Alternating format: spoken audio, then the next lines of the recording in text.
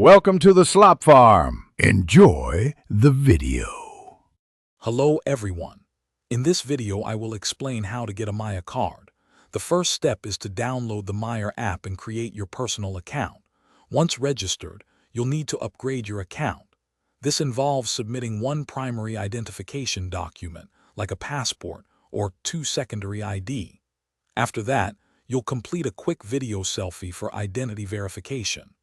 This entire verification process usually takes about 24 hours to complete, ensuring your account is secure and ready. Once your account is fully verified, you can easily get a virtual card. Just make sure your Maya wallet has at least 100 Philippine pesos.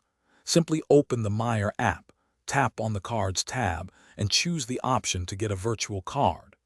After reviewing and accepting the terms and conditions, your virtual card details will be instantly available. You can then use it immediately for all your online shopping and digital transactions. For a physical card, head back to the Cards section in your Maya app. Here, you can select your desired card style and even personalize it with your unique username.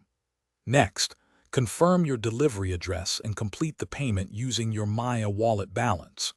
Your new physical card will typically arrive within 4 working days if you're in Metro Manila, or 8 to 10 working days for other areas.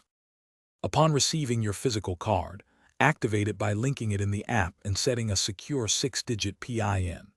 Remember, your virtual card is perfect for online purchases, while the physical card allows for in-store payments and ATM withdrawals.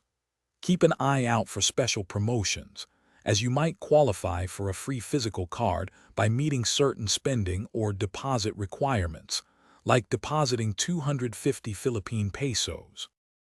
Thanks for watching. Consider subscribing if we helped you today.